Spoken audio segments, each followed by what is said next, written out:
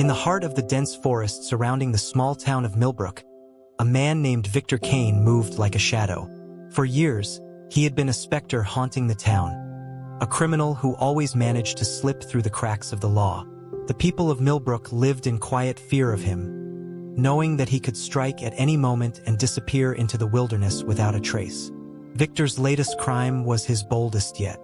Under the cover of night, he crept into the home of the Hayes family and kidnapped their young daughter, Emily.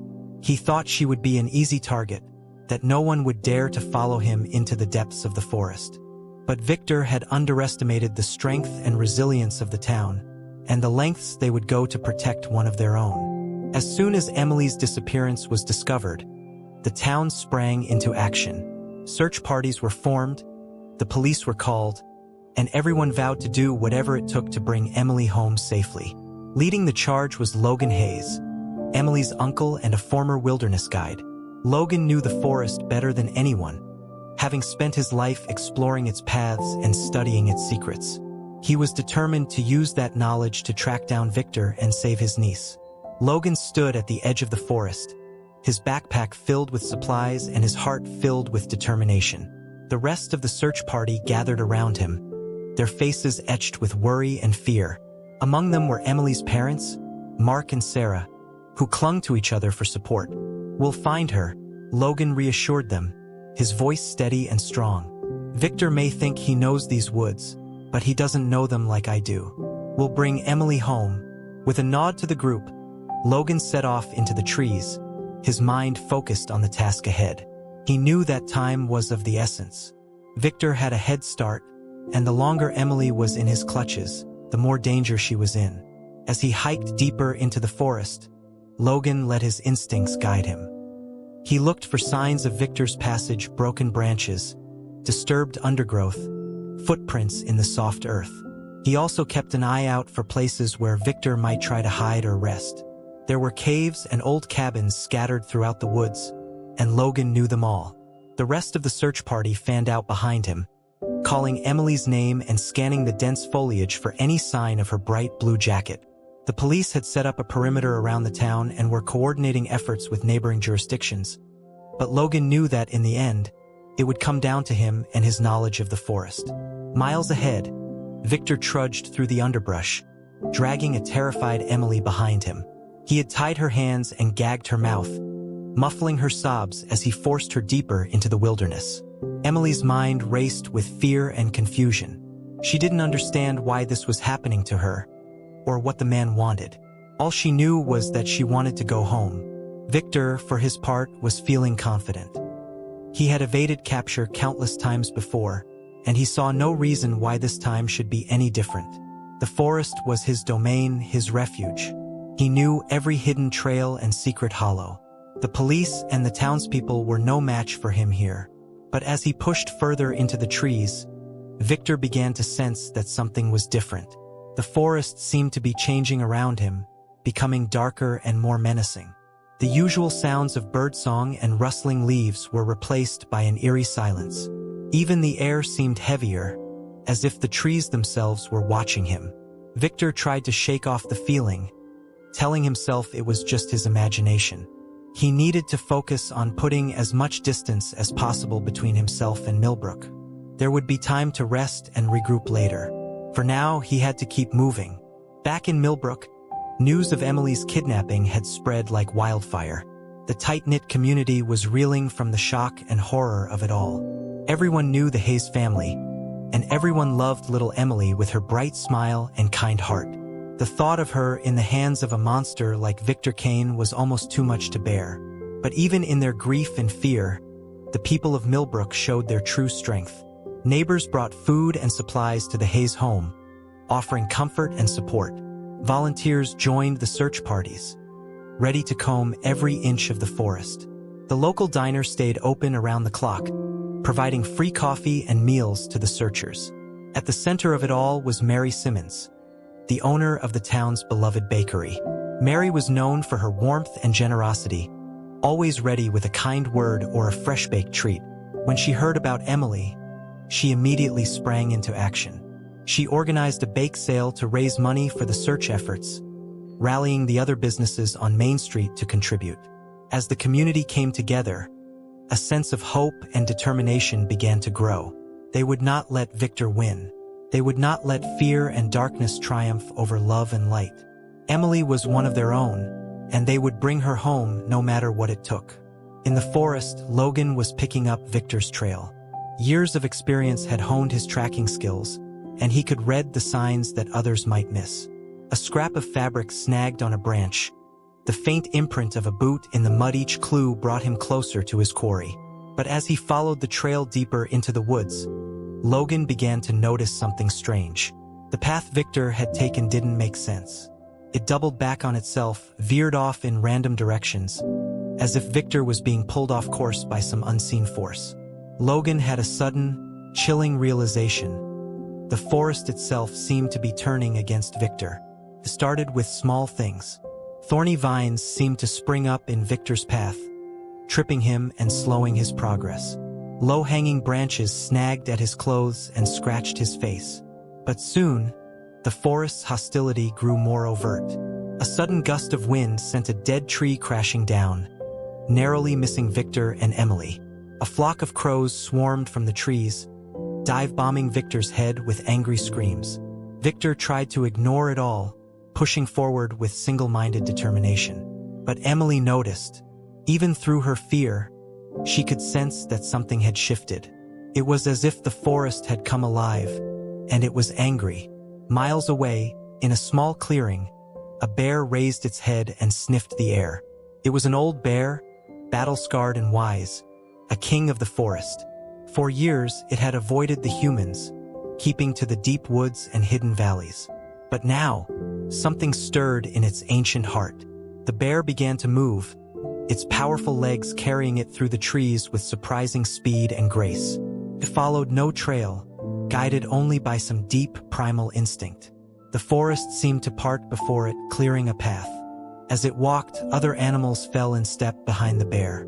Deer and foxes, rabbits and squirrels, creatures that would normally flee from a predator now seemed drawn to it, as if understanding its purpose. Together, they moved through the forest like a silent army, heading towards an unknown destination. Back in Millbrook, the search efforts were intensifying. More volunteers had arrived from neighboring towns, swelling the ranks of the searchers. The police had brought in dogs and thermal imaging equipment, scouring the forest for any sign of Emily and her captor. Logan's wife Lisa had taken charge of the command center, coordinating the various search teams and keeping everyone updated on progress. She was a nurse by training, and her calm, competent manner was a balm to the frayed nerves of the searchers. As the day wore on and the search continued, people began to gather in the town square, holding vigils and praying for Emily's safe return. The local pastor led the prayers, his voice rising above the murmur of the crowd.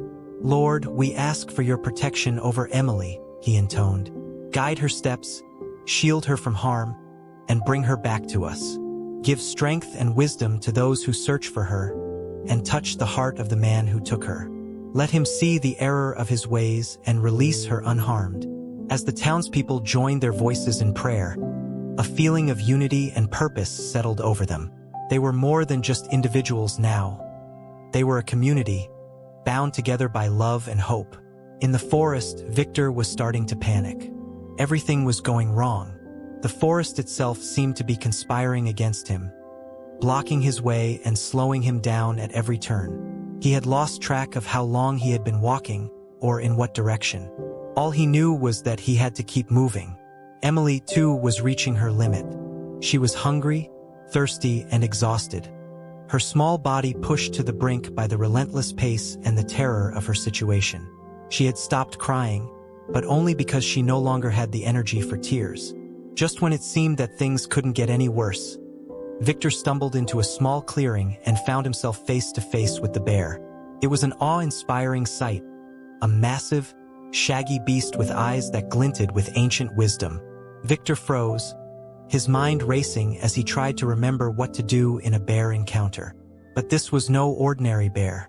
It stood its ground, blocking Victor's path, its gaze fixed on him with an almost human intensity.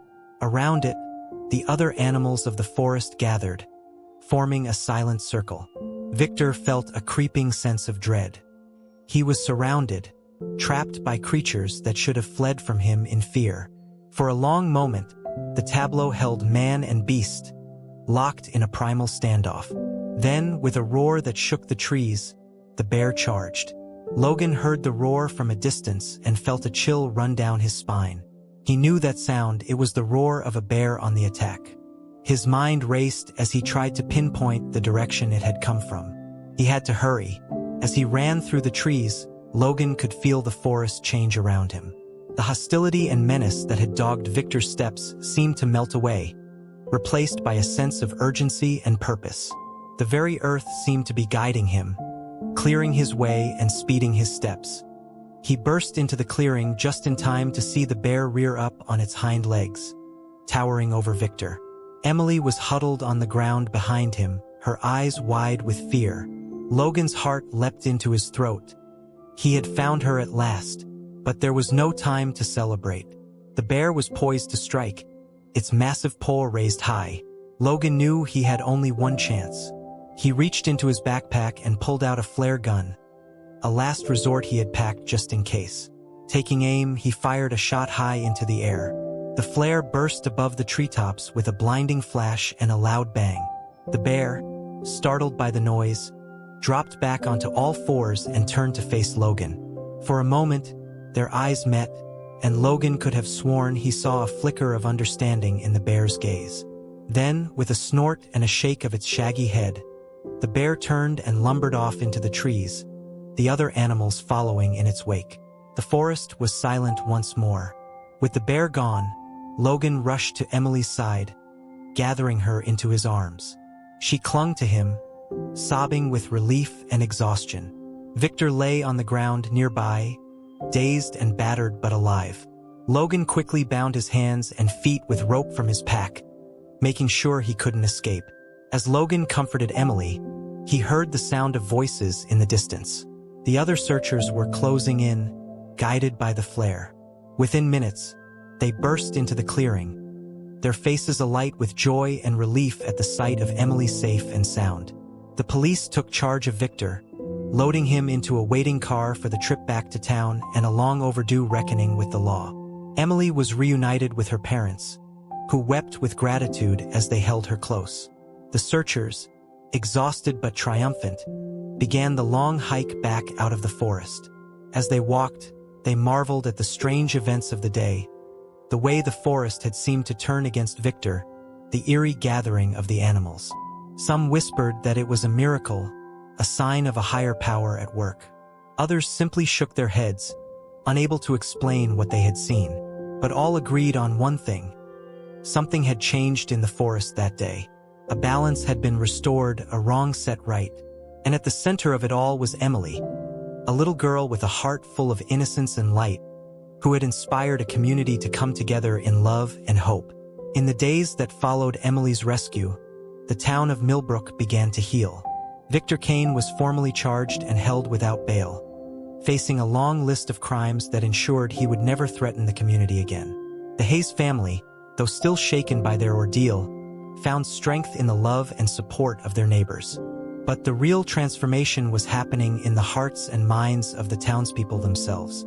The experience of coming together, of working towards a common goal and facing down the darkness, had forged a new sense of unity and purpose. Mary Simmons, the beloved baker, was at the forefront of the change.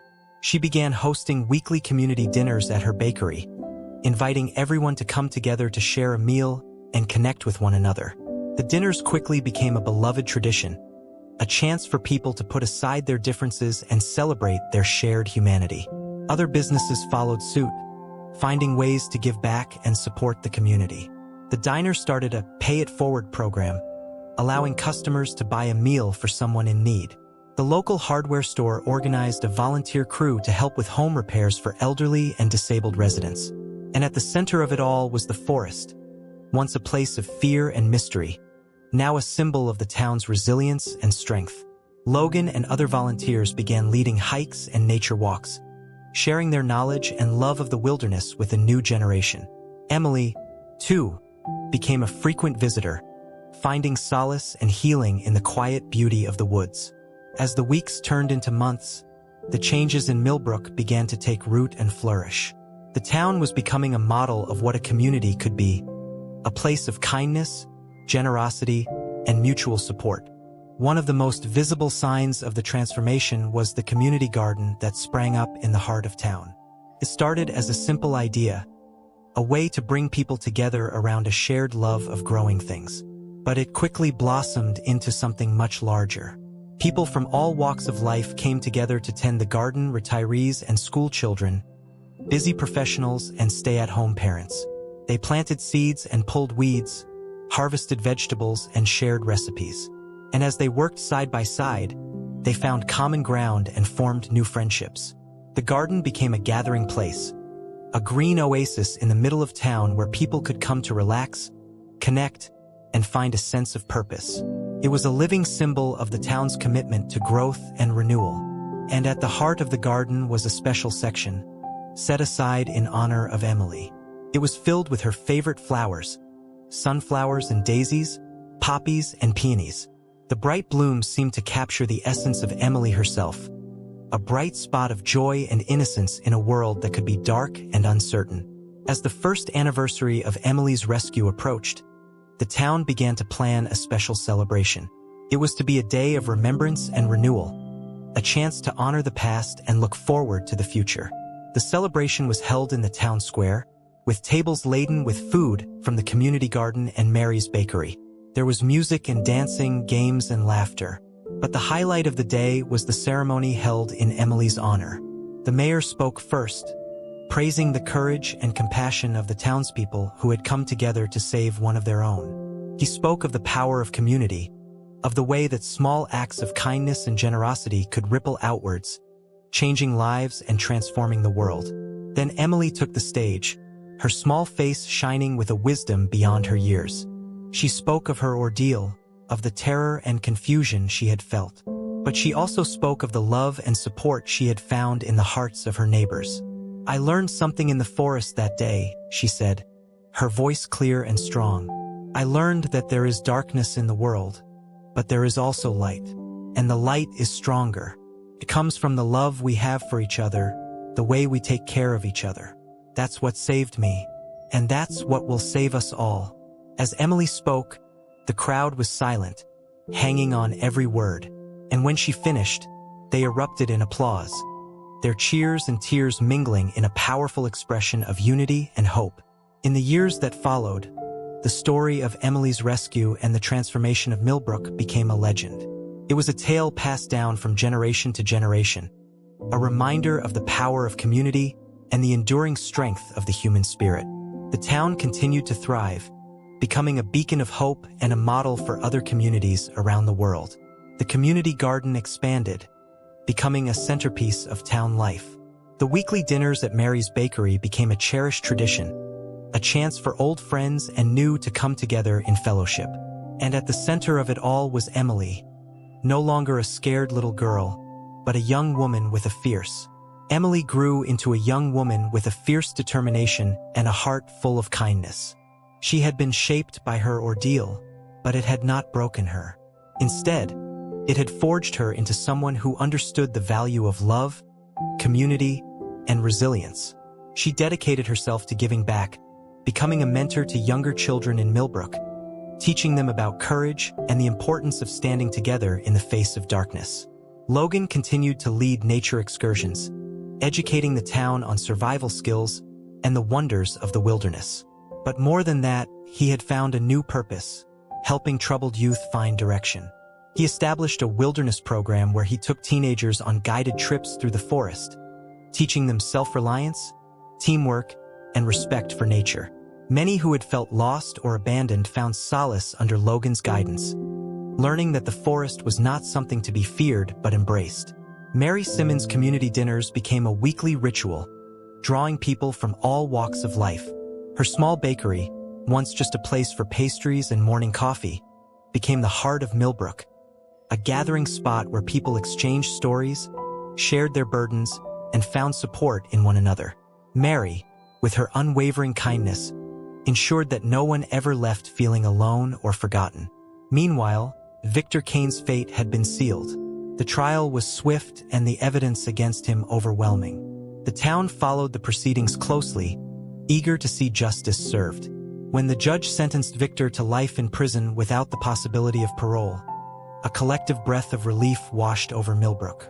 The shadow that had loomed over their town for years had finally lifted. Though Victor was gone, the lessons he had inadvertently taught them remained. The town had learned the true strength of unity. They had faced evil and come out stronger, bound together by something greater than fear, hope. One spring morning, Emily and Logan took a walk through the now thriving community garden.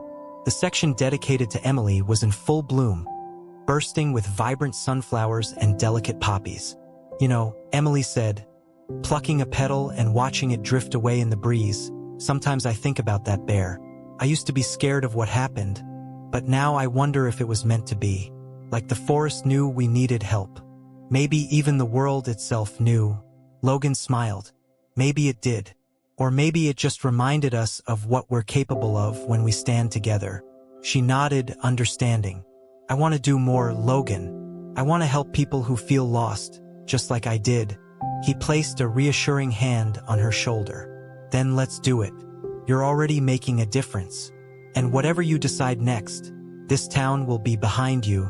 As the sun set over Millbrook, casting golden light over the town, Emily and Logan looked around at what had been built, what had been saved. The people of Millbrook had transformed their tragedy into something beautiful.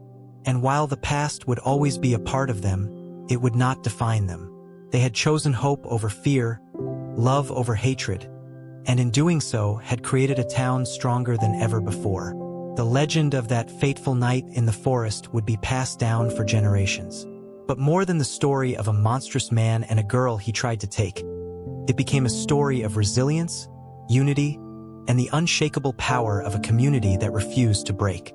Years passed, and Emily's impact on Millbrook only grew. She studied social work, determined to help those who had been through trauma like she had.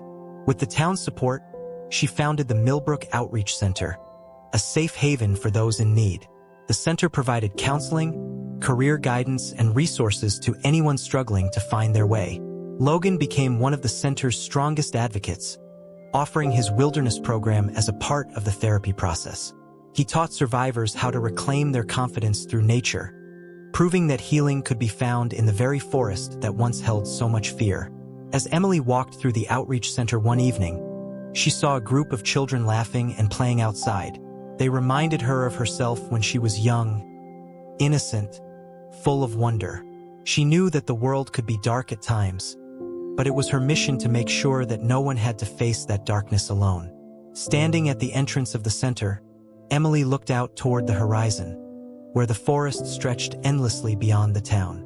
It no longer felt like a place of danger. It was a place of transformation, a symbol of everything they had overcome.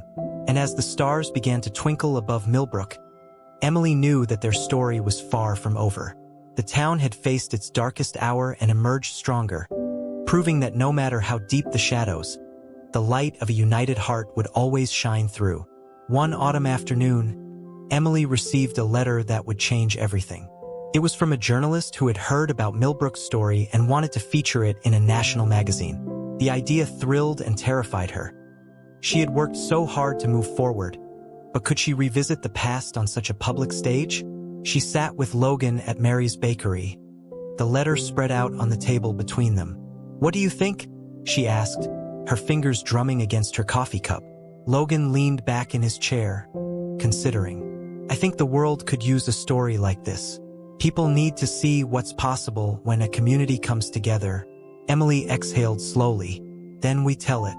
Not for us, but for the ones who are still lost, still looking for hope." Months later, the article was published, and the response was overwhelming. Letters poured in from across the country, people sharing their own struggles, their own victories. Some even visited Millbrook, wanting to see the town that had risen from fear to hope. Emily realized then that their story had never just been about Millbrook. It was about every town, every community, and every person who had ever faced darkness and fought to find the light. And as long as she had a voice, she would use it to spread that message. Standing once again at the edge of the forest, she felt the wind rustling through the trees, whispering secrets of the past and promises of the future. Emily smiled. Their story was still being written, and she couldn't wait to see where it would lead next. Over time, Millbrook became a symbol of what was possible when people refused to let fear define them. More people came to learn from the town's example, and Emily found herself speaking at events, sharing their journey. The outreach center grew, with new locations opening in neighboring towns, bringing hope to more people. And though she had never planned for it, Emily had become more than a survivor. She had become a leader, a voice of resilience in a world that so often needed it. As the years passed, Millbrook flourished under Emily's leadership. The town became known not only for its resilience but for the way it embraced second chances. People from neighboring towns came seeking guidance, and the community welcomed them with open arms. One of those visitors was a young man named Daniel, a former inmate who had read about Millbrook's transformation while serving time. He had been released with nowhere to go and little hope for the future. But something in Emily's story had resonated with him. He arrived at the Millbrook Outreach Center one cold winter morning, his hands trembling as he held onto a newspaper clipping of the town's success. Emily met him with a warm smile. "You're here for a fresh start?" she asked. Daniel nodded, his eyes filled with uncertainty. "I don't know if I deserve one." She gestured for him to sit. "We don't ask what you deserve. We ask what you're willing to do to change." That conversation marked the beginning of a new chapter for Daniel. He became one of the many who found a home in Millbrook, working alongside Logan in the wilderness program. He quickly learned that the very forest that had once been a place of fear for him could be a place of healing. Over time, he grew into a mentor for troubled teens, helping them find the peace he had once sought. Meanwhile, Emily's story continued to spread far beyond the town. She was invited to speak at national conferences, sharing Millbrook's transformation and the power of unity. Each time she stood in front of a crowd, she thought of the little girl she had once been, lost, afraid, and uncertain of her fate. Now, she stood as a beacon of hope, proof that darkness could be overcome. But Millbrook's greatest test came when an unexpected storm tore through the town. One night, heavy winds and relentless rain battered the streets, tearing roofs from homes and flooding parts of the community. The very garden that symbolized their unity was nearly destroyed, its vibrant sunflowers flattened under the weight of the storm. In the aftermath, Emily stood in the wreckage, overwhelmed by the sight of their hard work washed away. For the first time in years, doubt crept into her heart. But before she could let it consume her, the people of Millbrook arrived, one by one, carrying tools, supplies, and unwavering determination. Logan was the first to place his hand on her shoulder. "We've rebuilt before," he said. "We'll do it again." Mary, holding a basket of warm bread for the workers, smiled at Emily. "You taught us how to rise, dear. Now let us show you what we've learned." And so they rebuilt, not just the garden but homes, businesses, and roads. Together, they proved that even when faced with devastation, their spirit remained unbroken. When the last sunflower was replanted, Emily knew without a doubt that Millbrook had truly become more than a town. It was a family, a legacy of hope. Years later, as Emily stood on the steps of the outreach center, watching the sunset over the ever-resilient town, a small child ran up to her, clutching a single sunflower. "This is for you," the child said, smiling.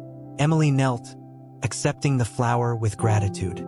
"And this," she said, looking around at the people who had become her family, "is for all of us." Millbrook's story would never truly end, because as long as people believed in second chances, unity, and the strength of love, its legacy would continue, carried forward by every heart it had touched. As the years passed, Emily's influence reached far beyond Millbrook. The town had become a model of resilience, a shining example of how a community could heal, rebuild, and thrive when united by hope. More outreach centers were established across the region, inspired by Millbrook's transformation. Emily traveled frequently, speaking to communities, schools, and organizations, sharing the lessons they had learned. But no matter where she went, Millbrook remained her heart and home. One evening, as she walked through the town's newly restored garden, she found Logan sitting on a bench, watching the sunset over the trees. He looked older now, but the same strength and wisdom still shone in his eyes. "Thinking about retiring?" Emily teased, sitting beside him. Logan chuckled. "Not yet. The wilderness has a few more lessons to teach me." She smiled, appreciating his dedication. "You know, sometimes I wonder what would have happened if the town hadn't come together all those years ago. If things had turned out differently." Logan nodded, gazing at the horizon. "We can't change the past, Emily, but we shaped the future. And look at what we built." She followed his gaze. The town square was bustling with families, children laughing as they played. The community garden thrived, more beautiful than ever. The Millbrook Outreach Center stood tall, welcoming all who needed a fresh start. Emily exhaled, feeling at peace. "You're right. Everything we've done. It's more than I ever imagined." Logan glanced at her with a knowing smile. "It's only the beginning." The years continued to pass, and Emily eventually stepped back from her leadership role, allowing a new generation to carry the torch. Millbrook had become something greater than any one person. It was a legacy, a testament to the power of love, unity, and redemption. On a quiet autumn morning, Emily took one last walk through the forest. She paused by the old trail where her story had begun, running her fingers along the rough bark of an ancient tree. The wind whispered through the leaves, carrying echoes of the past, the fear, the fight, the triumph. She smiled. The darkness had tried to consume them, but they had overcome. Millbrook had endured, and so had she. As she turned back toward town, the sun broke through the trees, bathing the forest in golden light. Hope had won. End of story.